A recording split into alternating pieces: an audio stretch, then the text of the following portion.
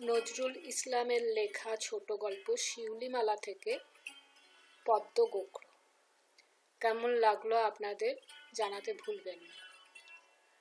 রসুলপুরের মীর সাহেবদের অবস্থা দেখিতে দেখিতে ফুলিয়া ফাঁপাইয়া উঠিল। লোকে কানাঘুষা করিতে লাগিল, তাহারা জিনের বা যক্ষের ধন পাইয়াছে। নতুবা এই 2 বৎসরের মধ্যে আলাদিনের প্রদীপ ব্যতীত কেহ এরূপ বৃত্ত সঞ্চয় করিতে পারে না। 10 বৎসর পূর্বেও মীর সাহেবদের অবস্থা দেশের কোনো জমিদারের অপেক্ষা হীন ছিল না সত্য, কিন্তু সে জমিদারি কয়েক বৎসরের মধ্যেই ছিল ঢেকি ও লতুল কাটতে কাটতে নির্মূল অবস্থায় আসিয়া ঠেকিয়াছিল। মুর্শিদাবাদের নবাবের সহিত টেক্কা দিয়া বিলাসিতা করিতে গিয়াই নাকি তাঁদের এই দুরবস্থার সূত্রপাত। লোকে বলে তাহারা খড়মে পর্যন্ত সোনার ঘুঙুর লাগাইতেন। বর্তমান মীর সাহেবের পিতামহ নাকি স্নানের পূর্বে তেল মাখাইয়া দিবার জন্য এক গ্রোস যুবতী সুন্দরী ভারতের বিভিন্ন প্রদেশ হইতে সংগ্রহ করিয়া আনিয়াছিলেন। তাহার মৃত্যুর সাথে সাথে স্বর্ণলঙ্কা দগ্ধলঙ্কায় পরিণত হইল। এমনকি তাহার পুত্রকে গ্রামেই একটি ক্ষুদ্র মক্তব চালাইয়া অর্ধ অনশনে জ্ঞাতিপাত করিতে হইয়াছে। এমন পিতামহের পৌত্রের কোনো খানদানি জমিদার বংশে বিবাহ হইল না, কিন্তু যে বাড়ির মেয়ের সহিত বিবাহ হইল সে বাড়ির বংশমর্যাদা মীর সাহেবদের অপেক্ষা কম তো নয়ই, বরং অনেক বেশি। বিলাসী মীর সাহেবের পৌত্রের নাম আরিফ, বধূর নাম জোহরা। জোহরার রূপের খ্যাতি চারিপাশের গ্রামে রাষ্ট্র হইয়া গিয়াছিল, কিন্তু অত রূপ আর বংশমর্যাদা সত্ত্বেও দরিদ্র সৈয়দ সাহেবের কন্যাকে গ্রহণ করিতে কোনো নবপুত্রের কোনো উৎসাহই দেখা গেল না। মেয়ে গোঁজে বাঁধা থাকিয়া বুড়ি হইবে, ইহাও পিতামাতা সহ্য করিতে পারিলেন না। কাজেই নিতান্ত অনিচ্ছা সত্ত্বেও বর্তমানে দরিদ্র মক্তব শিক্ষক মীর সাহেবের পুত্র আরিফের হাতেই তাহাকে সমর্পণ করিয়া বাঁচাইলেন। মীর সাহেবদের আর সমস্ত ঐশ্বর্য উঠিয়া গেলেও রূপের ঐশ্বর্য আজও এতটুকু ম্লান হয় নাই, এবং এই রূপের জ্যোতি কুতুবপুরের সৈয়দ সাহেবদের রূপখ্যাতিকেও লজ্জা দিয়া আসিয়াছে। কাজেই আরিফ ও জোহরা যখন বর বধূ বেশে পাশাপাশি দাঁড়াইল, তখন সকলেরই চক্ষু জুড়াইয়া গেল, যেন চাঁদে চাঁদে প্রতিযোগিতা। পিতার মন খুঁতখুত করিল, জোহরার মাতার মন জামাতা ও কন্যার আনন্দোজ্জ্বল মুখ দেখিয়া গভীর প্রশান্তিতে পুরিয়া উঠিল। আনন্দে, প্রেমে, আবেশে শুভদৃষ্টির সময় উভয়ের ডাগর চক্ষু ডাগরতর হইল। আরিফের মাতা কিছুদিন হইতে চিররুগ্না হইয়া শয্যাশায়িনী ছিলেন। বধূমাতা আসিবার পর হইতেই তিনি সারিয়া উঠিতে লাগিলেন। আনন্দে গদগদ হইয়া তিনি বলিতে লাগিলেন, বৌমার পরেই আমি সেরে উঠলাম, আমার ঘর আবার সোনা দানায় ভরে উঠবে। গ্রামময় এই কথা পল্লবিত হইয়া প্রচার হইয়া পড়িল যে মীর সাহেবদের সৌভাগ্যলক্ষ্মী আবার ফিরিয়া আসিয়াছে। মানুষের পয় বলিয়া কোনো জিনিস আছে কিনা জানি না, কিন্তু জোহরার মীর বাড়িতে পদার্পণের পর হইতে মীর সাহেবদের অবস্থা অভাবনীয় রূপে ভালো হইতে অধিকতর ভালোর দিকে অগ্রসর হইতে লাগিল। গ্রামে প্রথমে রাষ্ট্র হইল মীর সাহেবদের নববধূ আসিয়াই তাহাদের পূর্বপুরুষের প্রথিত ধনরত্নের সন্ধান করিয়া উদ্ধার করিয়াছে। তাহাতেই মীর বাড়ির এই অপূর্ব পরিবর্তন। গুজবটা একেবারে মিথ্যা নয়। জোহরা একদিন তাহার শ্বশুরালয়ের জীর্ণ প্রাসাদের একটা দেওয়ালে একটা অস্বাভাবিক ফাটল দেখিয়া কৌতূহল বশেই সেটা পরীক্ষা করিতেছিল। হয়তোবা তাহার মন গুপ্ত ধনরত্নের সন্ধানী হইয়া এই কার্যে ব্রতী হইয়াছিল। তাহার কি মনে হইল, সে একটা লাঠি দিয়া সেই ফাটলে খোঁচা দিল। সঙ্গে সঙ্গে ভেতর হইতে ক্রুদ্ধ সর্পের গর্জনের মতো একটা শব্দ আসিতে সে ভয়ে পলাইয়া আসিয়া স্বামীকে খবর দিল। বলা বাহুল্য, আরিফা নববধূকে অতিরিক্ত ভালোবাসিয়া ফেলিয়াছে। শুধু আরিফ নয়, শ্বশুর শাশুড়ি পর্যন্ত জোহরাকে অত্যন্ত সুনজরে দেখিয়াছিলেন। জোহরার এই হঠকারিতায় আরিফ তাহাকে প্রথমে বকিল, তারপর সেইখানে গিয়া দেখিল সত্য সত্যই ফাটলের ভিতর হইতে সর্পগর্জন শ্রুত হইতেছে। সে তাহার পিতাকে বাহির হইতে ডাকিয়া আনিল। পুত্র অপেক্ষা পিতা একটু বেশি দুঃসাহসী ছিলেন। তিনি বলিলেন, ও সাপটাকে মারতেই হবে, নইলে কখন বেরিয়ে কাউকে কামড়িয়ে বসবে। ওর গর্জন শুনে মনে হচ্ছে ও নিশ্চয়ই জাত সাপ বলিয়াই বধূমাতাকে মৃদু তিরস্কার করিলেন। স্থানটা জঙ্গলাকীর্ণ হইয়া গিয়াছিল। অতি সন্তর্পণে তাহার খানিকটা পরিষ্কার করিয়া বারকতক খোঁচা দিতেই একটা বৃহৎ দুগ্ধ ধবল গোখর সাপ বাহির হইয়া আসিল। মস্তকে তাহার সিন্দুর বর্ণ চক্র আর খড়মের চিহ্ন। আরিফ সাপটাকে মারিতে উদ্যত হইতেই পিতা বলিয়া উঠিলেন, মারিস নে মারিস নে, ও বাস্তু সাপ, দেখছিস নে ও যে পদ্ম গোখর। আরিফের উদ্যত যষ্টি হাতেই রহিয়া গেল। জঙ্গলের মধ্যে পদ্ম গোখররূপী বাস্তু সাপ অদৃশ্য হইয়া গেল। সকলে চলিয়া আসিতেছিল। জোহরা আরিফকে আড়ালে ডাকিয়া বলিল, তোমরা যখন সাপটাকে খোঁচাচ্ছিলে তখন কেমন একরকম শব্দ হচ্ছিল? ওখানে নিশ্চয়ই কাঁসা বা পিতলের কোনো কিছু আছে। আরিফের চক্ষু আনন্দে উজ্জ্বল হইয়া উঠিল। সে আসিয়া তাহার পিতাকে বলিতে তিনি প্রথমে বিশ্বাস করিলেন না। বলিলেন, কই রে, সেরকম কোনো শব্দ তো শুনিনি। আরিফ বলিল, আমরা তো সাপের ভয়েই অস্থির, কাজে শব্দটা হয়তো শুনতে পাইনি। পিতা পুত্রে সন্তর্পণে দেওয়ালের 2-4টি ইট সরাতেই দেখিতে পাইলেন সত্যই ভেতরে কি চকচক করিতেছে। পিতা পুত্র তখন পরম উৎসাহে ঘণ্টা 2 পরিশ্রমের পর যাহা উদ্ধার করিলেন তাহাকে যক্ষের ধন বলা চলে না, কিন্তু তাহা সামান্যও নয়, বিশেষ করিয়া তাহাদের বর্তমান অবস্থায়। একটি নাতি বৃহৎ পিতলের কলসি বাদশাহী আশরাফিতে পূর্ণ, কিন্তু এই কলসি উদ্ধার করিতে তাহাদের জীবন প্রায় বিপন্ন হইয়া উঠিয়াছিল। কলসি উদ্ধার করিতে গিয়া আরিফ দেখিল সেই কলসির কণ্ঠ জড়াইয়া আর একটা পদ্মগোখর।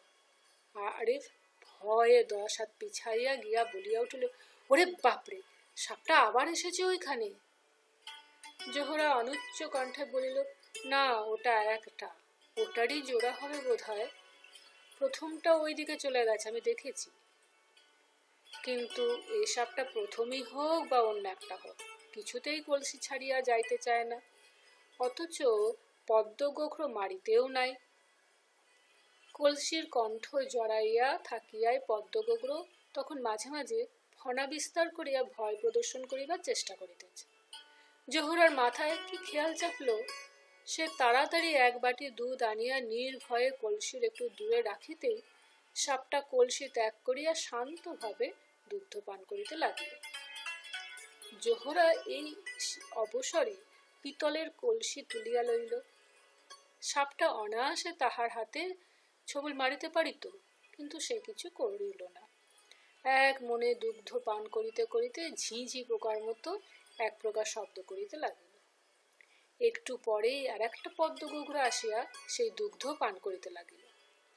জোহরা বলিয়া উঠিল, ওই আগের সাপটার এখনো গায়ে খোঁচার দাগ রয়েছে। আহা, দেখেছো কিরকম নীল হয়ে গেছে। আরিফ ও তাহার পিতামাতা অপার বিস্ময়ে জোহরার কীর্তি দেখিতেছিল। ভয়ে বিস্ময়ে তাহাদেরও মনে ছিল না যে তাহাকে এখনই সাপে কামড়াইতে পারে। এইবার তাহারা জোর করিয়া জোহরাকে টানিয়া সরাইয়া আনিল। কলসিতে সোনার মোহর দেখিয়া আনন্দে তাহারা জোহরাকে লইয়া যে কি করিবে, কোথায় রাখিবে ভাবিয়া পাইল না। শ্বশুর শাশুড়ি অশ্রুসিক্ত চোখে বারে বারে বলিতে লাগলেন, সত্যি মা, তোমার সাথে মীরবাড়ির লক্ষ্মী আবার ফিরে এলো। কিন্তু এই সংবাদ এই 4টি প্রাণী ছাড়া গ্রামের আর কেহ জানিতে পারিল না। সেই মোহর গোপনে কলিকাতায় গলাইয়া বিক্রয় করিয়া যে অর্থ পাওয়া গেল, তাহাতে বর্তমান ক্ষুদ্র মীর পরিবারের সহজ জীবনযাপন স্বচ্ছন্দে চলিতে পারিত। কিন্তু বধূর পয় দেখিয়াই বোধ হয় আরিফ তাহারই কিছু টাকা লইয়া কলিকাতায় আসিয়া কয়লার ব্যবসা আরম্ভ করিয়া দিল। ব্যবসায় আসার অতিরিক্ত লাভ হইতে লাগিল। বৎসর 2-এর মধ্যে মীরবাড়ির পুরাতন প্রাসাদের পরিপূর্ণ রূপে সংস্কার হইল। বাড়ি ঘর আবার চাকর দাসীতে ভরিয়া উঠিল। পরে কর্পোরেশনের কন্ট্রাক্টরি হস্তগত করিয়া আরিফ বিপুল অর্থ উপার্জন করিতে লাগিল। কোনো কিছুরই অভাব থাকিল না। কিন্তু জোহরাকে লইয়া তাহারা অত্যন্ত বিপদে পড়িল।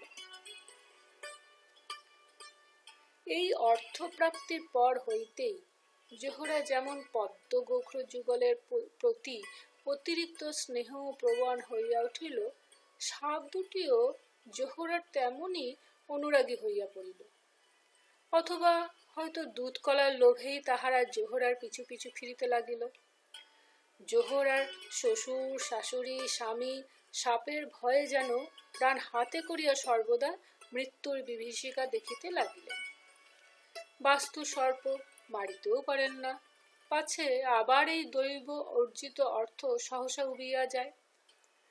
অবশ্য সর্পযুগল যেরূপ শান্ত ধীরভাবে বাড়ির সর্বত্র চলাফেরা করিতে লাগিল, তাহাতে ভয়ের কিছু ছিল না। তবু জাত সাপ তো, একবার ক্রুদ্ধ হইয়া ছবল মারিলেই মৃত্যু যে অবধারিত। পিতৃ পিতামহের ভিটা ত্যাগ করিয়া যাওয়াও এক প্রকার অসম্ভব। তাহারা কি যে করিবে ভাবিয়া পাইল না। জোহরা হয়তো রান্না করিতেছে, হঠাৎ দেখা গেল সর্পযুগল তার পায়ের কাছে আসিয়া শুইয়া পড়িয়াছে। শাশুড়ি দেখিয়া চিৎকার করিয়া ওঠেন। বধূ তাহাদের তিরস্কার করিতেই তাহারা আবার নিঃশব্দে সরিয়া যায়। বধূ শাশুড়ি খাইতে বসিয়াছে, হঠাৎ বাস্তু সর্পদয় আসিয়াই বধূর ডালের বাটিতে চুমুক দিল। দুগ্ধ নয় দেখিয়া ক্রুদ্ধ গর্জন করিয়া উঠিতেই বধূ আসিয়া অপেক্ষা করিতে বলিতেই হনা নামাইয়া শুইয়া পড়ে। বধূ দুগ্ধ আনিয়া দেয়, খাইয়া তাহারা কোথায় অদৃশ্য হইয়া যায়। ভয়ে শাশুড়ির পেটের ভাত চাল হইয়া যায়। ইহাও সহ্য হইয়াছিল, কিন্তু সাপ দুইটি এবার যে উৎপাত আরম্ভ করিল, তাহাতে জোহরার স্বামীর বাড়ি ছাড়িয়া কলিকাতা পলাইয়া বাঁচিল। গভীর রাত্রে কাহার হিম স্পর্শে আরিফের ঘুম ভাঙিয়া যায়। উঠিয়া দেখে তাহারই শয্যা পার্শ্বে পদ্মকুপ্রদয় তাহার বধূর বক্ষে আশ্রয় খুঁজিতেছে। সে চিৎকার করিয়া পলাইয়া আসিয়া বাহির বাটিতে শয়ন করে। জোহরা তিরস্কার করিলে তাহারা ফিরিয়া চলিয়া যায়, কিন্তু আবার কিছুক্ষণ পরে ভীত সন্তানের মতো তাহারা ফিরিয়া আসিয়া তাহার পায়ে লুটাইয়া লুটাইয়া যেন কি মিনতি জানায়। জোহরার চক্ষু জলে ভরিয়া ওঠে, আর তিরস্কার করিতে পারে না। বেদেনীদের মতো নির্বিকার নিঃশঙ্ক চিত্তে তাহাদের আদর করে, পার্শ্বে ঘুমাইতে দেয়। জোহরার বিবাহের 1 বৎসরের মধ্যে তাহার 2টি যমজ সন্তান হইয়াই আতুরে মারা যায়। জোহরার স্মৃতিপটে সেই শিশুদের ছবি জাগিয়া ওঠে। তাহার ক্ষুধাতুর মাতৃচিত্ত মনে করে তাহার সেই দুরন্ত শিশু যুগলই যেন অন্য রূপ ধরিয়া তাহাকে ছলনা করিতে আসিয়াছে। তাহাদের মৃত্যুতে যে দংশন জ্বালা সহ্য করিয়া সে আজও বাঁচিয়া আছে, ইহারা যদি দংশনই করে তবু তাহার অপেক্ষা ইহাদের দংশন জ্বালা বুঝি তীব্র নয়। স্নেহ বুভুক্ষ তরুণী মাতার সমস্ত হৃদয় মন করুণায় স্নেহে আপ্লুত হইয়া ওঠে। ভয় ডর কোথায় চলিয়া যায়। আবিষ্টের মতো সে ওই সর্প শিশুদের লইয়া আদর করে, ঘুম পাড়ায়, সস্নেহ তিরস্কার করে।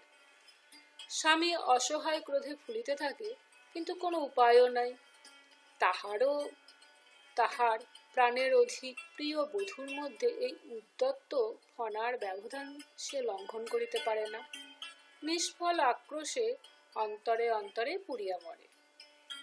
পয়মন্ত বধূ তাহার উপরে রাগও করিতে পারে না।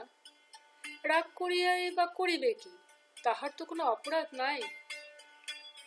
একদিন সে ক্রোধ বশে বলিয়াছিল, জোহরা, তোমাকে ছেড়ে চাই না এই ঐশ্বর্য, মেরে ফেলি ও দুটোকে, এর চেয়ে আমার দারিদ্র ঢের বেশি শান্তিময় ছিল।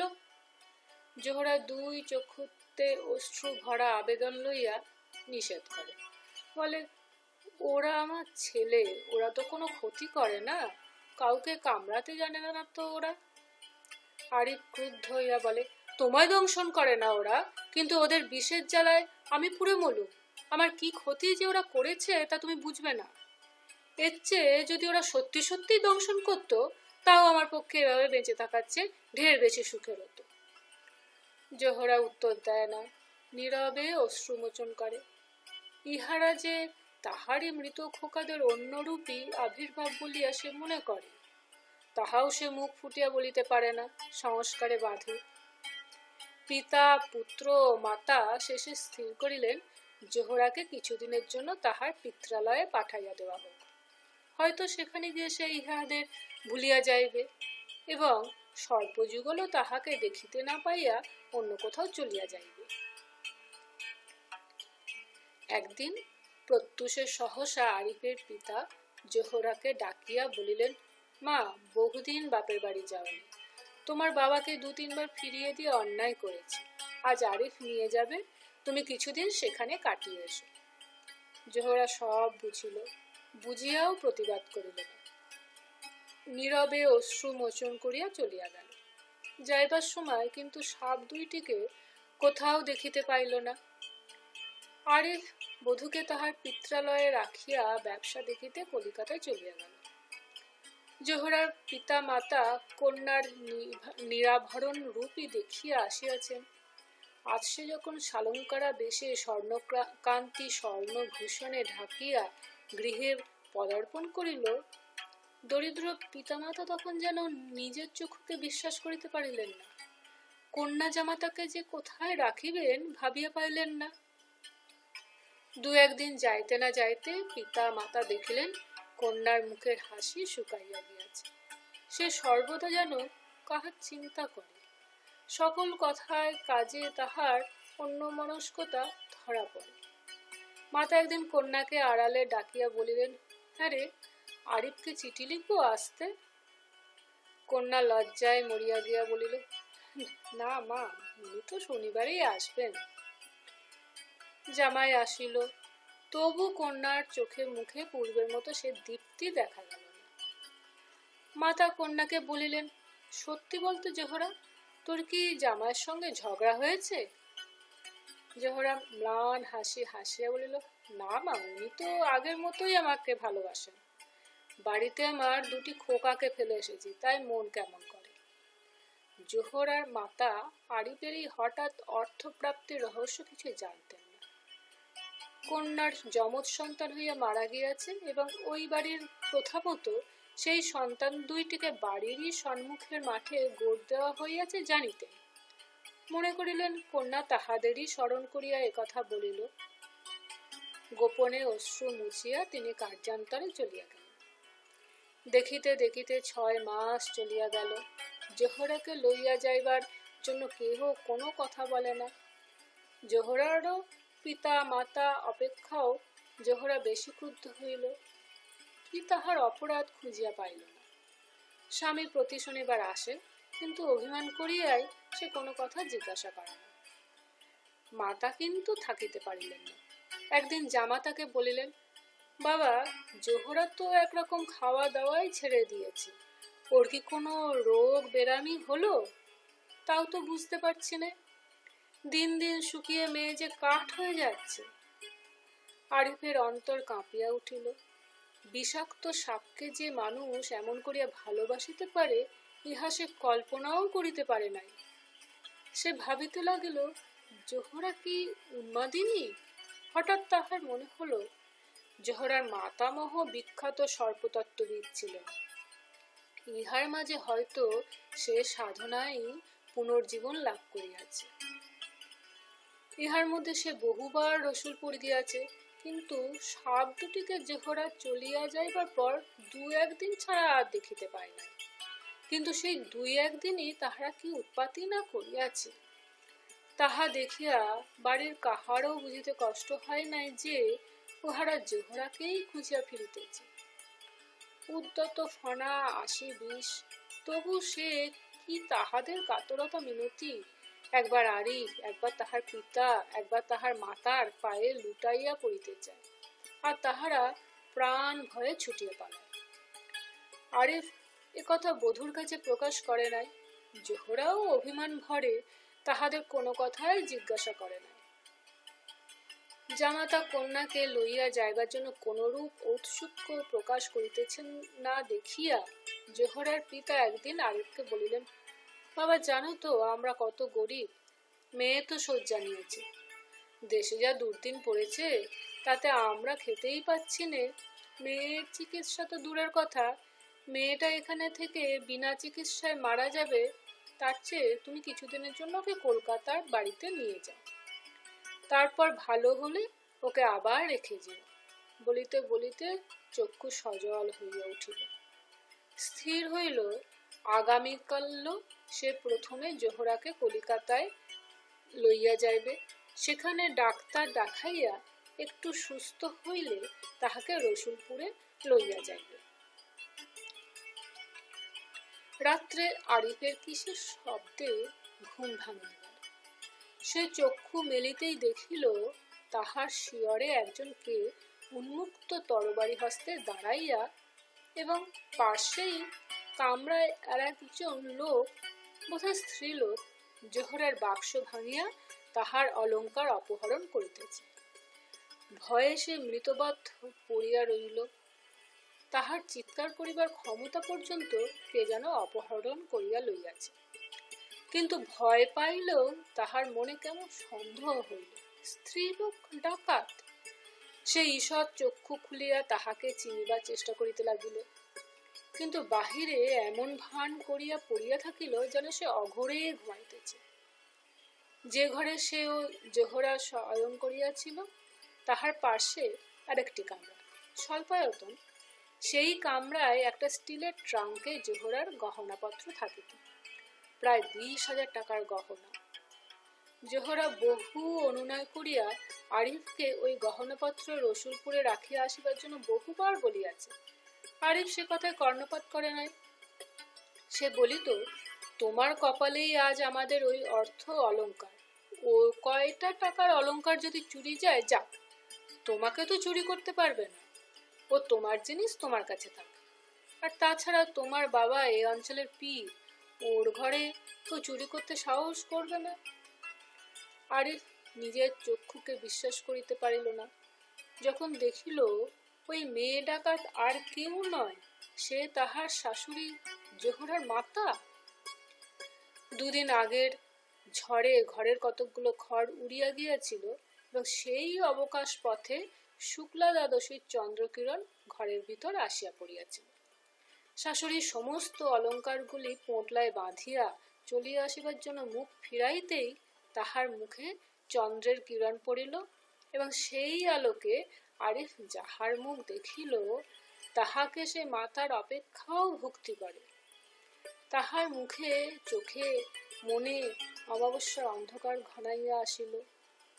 এত কুৎসিতে পৃথিবী! সে আর উচ্চবাচ্য করিল না, প্রাণপণে নিজেকে সংযত করিয়া রাখিল।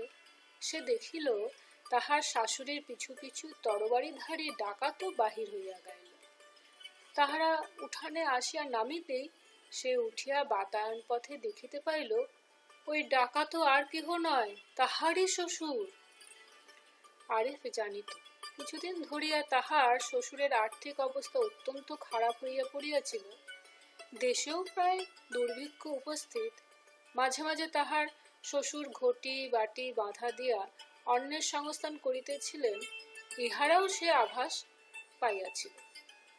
ইহা বুঝিয়া সে স্বতঃপ্রবৃত্ত হইয়া অর্থ সাহায্য করিতে চাহিয়াছিল, কিন্তু তাহার শ্বশুর তাহা গ্রহণ করিতে স্বীকৃত হন নাই। জোহরার হাতে দিয়াও সে দেখিয়াছে তাহারা জামাতার নিকট হইতে অর্থ সাহায্য লইতে নারাজ। হীন স্বাস্থ্য জোহরা অঘরে ঘুমাইতেছিল। আরিফ তাহাকে জাগাইল না। ভয়ে ঘৃণায় ক্রোধে তাহার আর ঘুম হইল না। সকালের দিকে একটু ঘুমাইতেই কাহার ক্রন্দনে সে জাগিয়া উঠিল। তাহার শাশুড়ি তখন চিৎকার করিয়া কাঁদিতেছে, চোরে তাহাদের সর্বনাশ করিয়াছে। জোহরাও তাড়াতাড়ি জাগিয়া উঠিয়া বিস্ময় বিমূঢ়ার মতো চাহিয়া রইল। আরিফের আর সহ্য হইল না। দিনের আলোকের সাথে সাথে তাহার ভয়ও কাটিয়া গিয়াছিল। সে বাহিরে আসিয়া চিৎকার করিয়া বলিল, আর কাঁদবেন না মা, ও অলংকার যে চুরি করেছে তা আমি জানি। আমি ইচ্ছে করলে এখনই তারে ধরিয়ে দিতে পারি। বলা বাহুল্য, এক মুহূর্তে শাশুড়ির ক্রন্দন থামিয়া গেল। শ্বশুর শাশুড়ি দুইজন পরস্পরের মুখ চাহাচি করতে লাগিল। আরিফ বাহিরে চলিয়া যাইতেছিল। হঠাৎ শ্বশুর জামাতার হাত ধরিয়া বলিল, কে বাবা সে চোর? দেখেছ? সত্যিই দেখেছ তাকে? আরিফ অবজ্ঞার হাসিয়া হাসিয়া বলিল, জি হ্যাঁ দেখেছি। কলিকাল কি না, তাই সব কিছু উল্টে গেছে। যার চুরি গেছে তারই চোরের হাত চেপে ধরার কথা, এখন কিন্তু চোরই যার চুরি গেছে তার হাত চেপে ধরে। শ্বশুর যেন আহত হইয়া হাত ছাড়িয়া দিল। আরিফ জোহরাকে ডাকিয়া রাত্রির সমস্ত ব্যাপার বলিল ও ইঙ্গিতে ইহাও জানাইল যে হয়তো এ ব্যাপারে তাহারও হাত আছে। জোহরা মূর্ছিতা হইয়া পড়িয়া গেল। তাহার মূর্ছা ভাঙিবার পর আরিফ বলিল, সে এখনই এ বাড়ি ছাড়িয়া চলিয়া যাইবে। এই নরকপুরীতে সে আর এক মুহূর্তও থাকিবে না। শ্বশুর শাশুড়ি যেন পাথর হইয়া গিয়েছিল। এমনকি জোহরার মূর্ছাও আরিফই ভাঙাইল। পিতামাতা কেহ আসিয়া সাহায্য করিল না। আরিফ চলিয়া যাইবার উদ্যোগ করিতেই জোহরা তাহার পায়ে লুটাইয়া বলিল, আমাকে নিয়ে যাও, আমাকে এখানে রেখে যেও না। খোদা জানেন, এই তোমার গা ছুঁয়ে বলছি, আমি কোনো অপরাধ করিনি। আরিফ জোহরার কান্নাকাটিতে রাজি হইল তাহাকে কলিকাতা লইয়া যাইতে। স্বামীর নির্দেশ মতো জোহরা পিতামাতাকে আর কিছুই প্রশ্ন করিল না। চলিয়া যাইবার সময় জোহরার পিতা মাতা ছুটিয়া আসিয়া কন্যা জামাতার হাত ধরিয়া কান্নাকাটি করিতে লাগিল। তাহারা বাসি মুখে বাড়ি ছাড়িয়া যাইতে পারে না। অন্তত সামান্য কিছু খাইয়া লইয়া তবে তাহারা যেন যায়। আরিফ হাঁপাইয়া উঠিতেছিল। এবারের বায়ুতেও যেন কিসের পুঁতি গন্ধ। তবু সে খাইয়া যাইতে রাজি হইল। সে আজ দেখিবে মানুষের ভণ্ডামির সীমা কত দূর। জোহরা যত জিদ করিতে লাগিল সে এ বাড়িতে আর জল স্পর্শও করবে না, আরিফ ততই জিদ ধরিল, না সে খাইয়াই যাইবে। জোহরা তাহার প্রতিজ্ঞা রক্ষা করিল, সে কিছু খাইল না। আরিফ কিন্তু খাইবার মিনিট কয়েকের মধ্যেই বমির পর বমি করিতে লাগিল। জোহরা আবার মূর্ছিতা হইয়া পড়িল।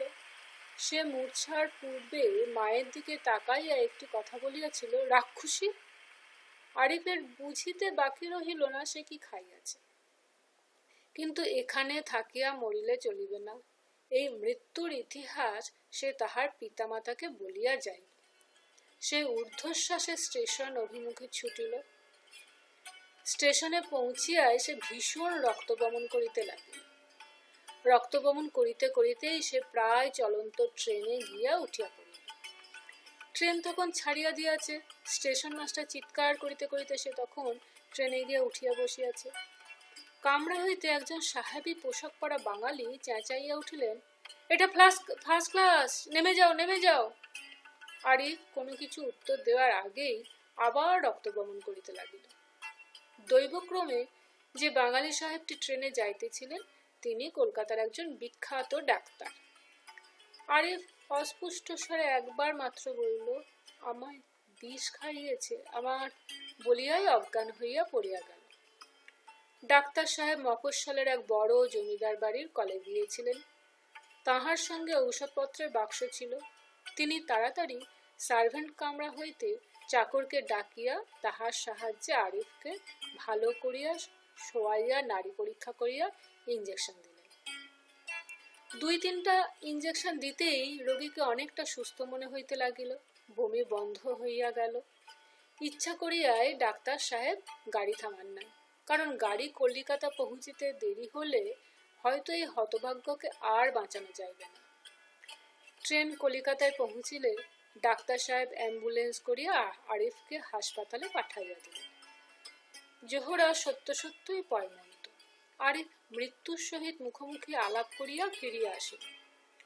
এদিকে জোহরা চৈতন্য লাভ করিতেই যেই সে শুনিল তাহার স্বামী চলিয়া গিয়াছে, তখন সে উন্মাদিনীর মতো ক্রন্দন করিতে করিতে তাহার পিতার পায়ে আছাড় খাইয়া পড়িয়া বলিতে লাগিল, তাহাকে এখনই তাহার শ্বশুর বাড়ি পাঠাইয়া দেওয়া হোক।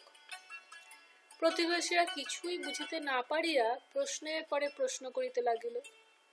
জোহরার পিতামাতা সকলকে বোঝাইলেন কন্যার সমস্ত অলঙ্কার গত রাত্রে চুরি যাওয়ায় জামাতা পুলিশে খবর দিতে গিয়াছে। মেয়েও সেই শোকে প্রায় উন্মাদিনী হইয়া গিয়াছে। পীর সাহেবের অভিশাপের ভয়ে লোকে বাড়িতে ভিড় করিতে পারিল না। কৌতূহল দমন করিয়া সরিয়া গেল।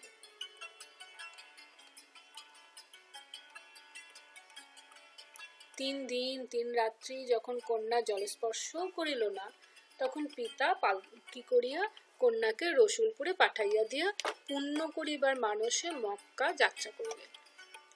আরিফও সেই দিন সকালে কলিকাতা হাসপাতালে হইতে মোটর যোগে বাড়ি ফিরিয়াছে।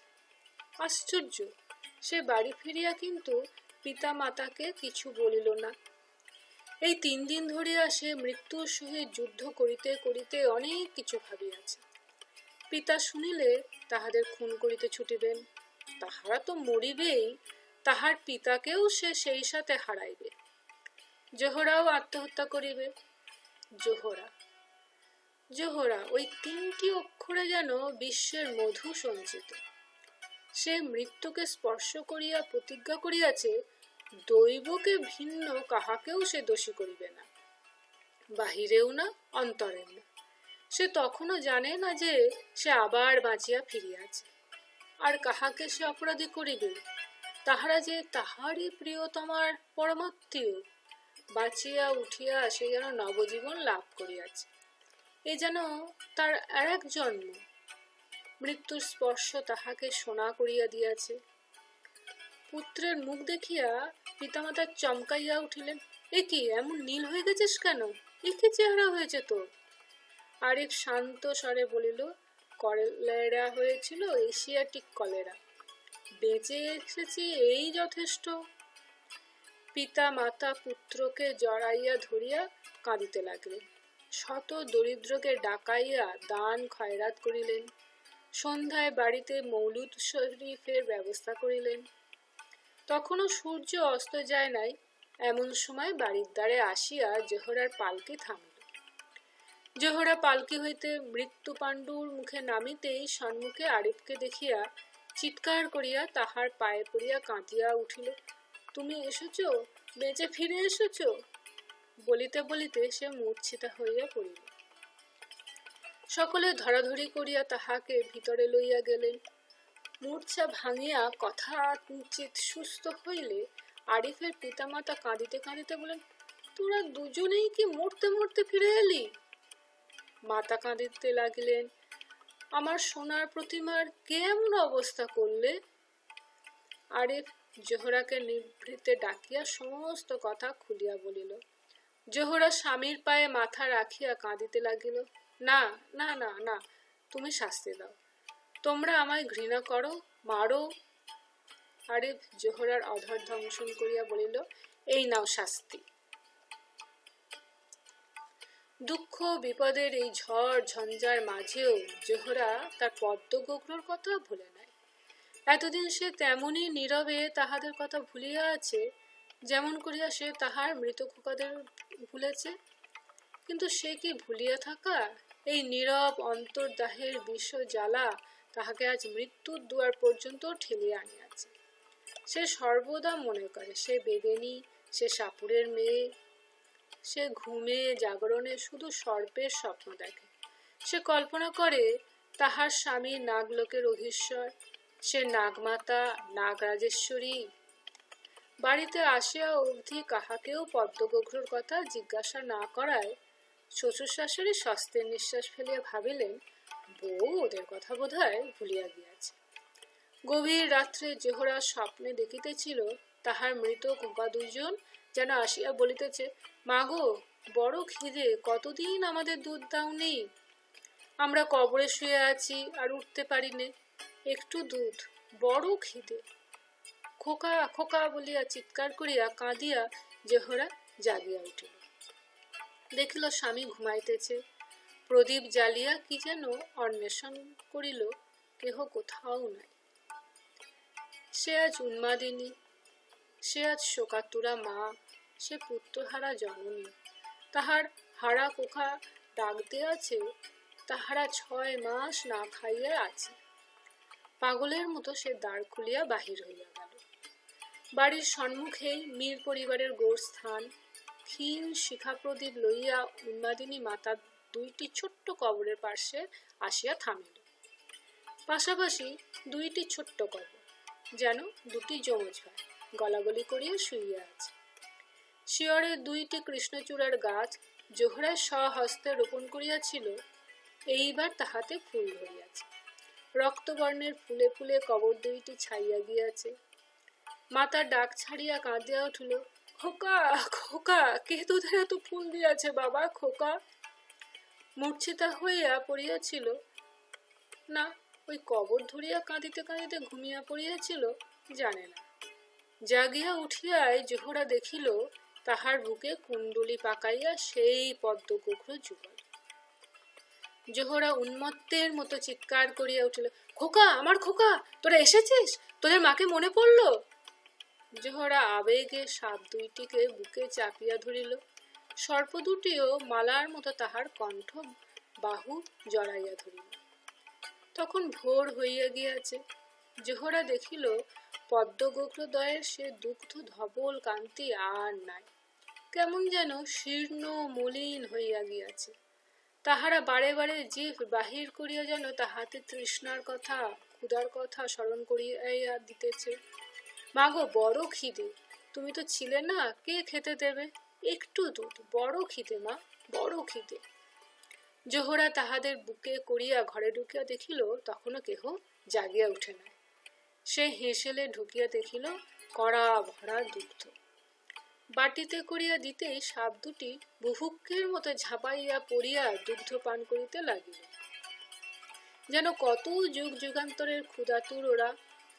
জোহরার 2 চক্ষু দিয়া তখন অশ্রুর বন্যা বহিয়া চলিয়াছে। শাশুড়ি উঠিয়া বধূর কীর্তি দেখিয়া মুখ স্তব্ধ হইয়া দাঁড়াইয়াছিল। বধূ তাহাকে দেখিতে পাইবা মাত্র বলিয়া উঠিলেন, ওমা কি হবে, এ বেলাইরা এ 6 মাস কোথায় ছিল? যেমনই তুমি এসেছ আর অমনি গায়ের গন্ধে এসে হাজির হয়েছে। জোহরা আহত স্বরে বলিয়া উঠিল, ষাট, ওরা বালাই হবে কেন মা, ওরা যে আমার খোকা। শাশুড়ি বুঝিতে পারিলেন না, হাসিয়া বলিলেন, হ্যাঁ সত্যিই ওরা তোমার খোকা বৌমা, তুমি চলে যাবার পর আমরা 2-1 দিন ওদের দুধ দিয়েছিলাম। ওমা শুনলে অবাক হবে, ওরা দুধ ছুঁলেই না চলে গেল। সাপও মানুষ চেনে, কলিকালে আরো কত কি দেখব। সাপ 2টি তখন বোধহয় অতিরিক্ত দুধ তো পান বশতই নির্জীবের মতো বধূর পায়ের কাছে শুইয়া পড়িয়াছিল। সেই দিন সন্ধ্যা রাত্রিতে বাড়ির একজন দাসী চিৎকার করিয়া উঠিল, ও মাগো ভূতে ধরল গো, জিনের বাদশা গো, জিন ভূত বলিয়াই সে প্রায় অজ্ঞান হইয়া পড়িল। বাড়িময় ভীষণ হইচই পড়িয়া গেল। আরিফের মাথা তখন আরিফকে ডাকিয়া বলিতেছিলেন, হ্যাঁ রে বৌমা যে আবার পোয়াতি তা তো বলিস নে, ওর যে ব্যথা উঠেছে। আরিফ বলিতেছিল, কিন্তু এখন তো ব্যথা ওঠার কথা নয় মা, মোটে তো 7 মাস। এমন সময় বাড়িময় শোরগোল উঠিল, ভূত ভূত, এদ্দাড়িওয়ালা ভূত। বাড়ির চাকর চাকরানী সকলে বলিল, তাহারা স্বচক্ষে দেখিয়াছে জ্যান্ত ভূত আকাশে গিয়া তাহার মাথা ঠেকিয়াছে, বাড়ির মধ্যে আম গাছ তলায় দাঁড়াইয়া আছে। আরিফের মাতা লণ্ঠন লইয়া বাহির হইয়া আসিলেন। সত্যই তো কে যেন গাছতলায় প্রেত মূর্তির মতো দাঁড়াইয়া। তাহাদের পিছনে পিছনে যে ভূত দেখিতে জোহরাও বাহির হইয়া আসিয়াছিল, তাহা কেহ দেখে নাই। হঠাৎ ভূত চিৎকার করিয়া উঠিল, ওরে বাপরে, সাপে খেলে রে! জোহরা চিৎকার করিয়া উঠিল, বাবা তুমি? আরিফের মাতাও বলিয়া উঠিল, বেয়াই! জোহরা তখন চিৎকার করিতেছে, ও সত্যই ভূত, বাবা নয়, ও ভূত, ওকে মারো, মেরে বের করে দাও। হঠাৎ শুনিতে পাইল ভূত যেন যষ্টি দ্বারা নির্দয় ভাবে কাহাকে প্রহার করিতে করিতে চিৎকার করিতেছে, ওরে বাপরে, সাপে খেয়ে ফেললে, আমায় সাপে খেয়ে ফেললে। জোহরা উন্মাদিনীর মতো তাহার শাশুড়ির লণ্ঠন কাড়িয়া লইয়া কাঁদিতে কাঁদিতে ছুটিল, ওগো আমার খোকাদের মেরে ফেললে, ওকে ধরো, ওকে ধরো। জোহরার সাথে সাথে সকলে আম গাছ তলায় গিয়া দেখিল ভূত সত্যই আর কেহ নয়, সে জোহরার পিতা। তাহাকে তাহাদের বাস্তু সাপ পদ্মগোগ্রদয় নির্মম ভাবে ধ্বংস করিতেছে এবং ততোধিক নির্মম ভাবে সে সর্পদয়কে প্রহার করিতেছে। জোহরা একবার খোকা, একবার বাবা বলিয়াই মূর্ছিতা হইয়া পড়িল। জ্ঞান হইলে জোহরা আরিফকে ডাকিল। সকলে সরিয়া গেলে সে জিজ্ঞাসা করিল, আমার খোকারা কই, আমার পদ্মগোগ্র, আমার বাবা? আরিফ কাঁদিয়া বলিল, জোহরা জোহরা, কেউ নেই, সব গেছে, সকলে গেছে। তোমার বাবা মরেছেন পদ্মগোগ্রর কামড়ে, তোমার মা মারা গেছেন কলেরা হয়ে, ওরা মক্কা যাচ্ছিলেন, তোমার মা রাস্তায় মারা গেলে তোমার বাবা অনুতপ্ত হয়ে তোমায় শেষ দেখা দেখতে আসেন লুকিয়ে। লুকিয়েই হয়তো তোমায় দেখে চলে যেতেন, এমন সময় চাকরানী দেখতে পেয়ে ভূত বলে চিৎকার করে। ঠিক সেই সময় তোমার পদ্মগোগ্র তাকে তাড়া করে। জোহরা হাঁপাইতে হাঁপাইতে বলিল, বেশ হয়েছে, জাহান্নামে গেছে ওরা। যাক, আমার পদ্মগোগ্র, আমার খোকারা কোথায় বলো? আরিফ বলিল, তোমার বাবা তাদের মেরে ফেলেছেন। জোহরা খোকারা নাই বলিয়াই অজ্ঞান হইয়া পড়িল। ভোর হইতে না হইতে গ্রামময় রাষ্ট্র হইয়া গেল। মীর সাহেবদের সোনার বউ একজোড়া মরা সর্প প্রসব করিয়া মারা গিয়াছে।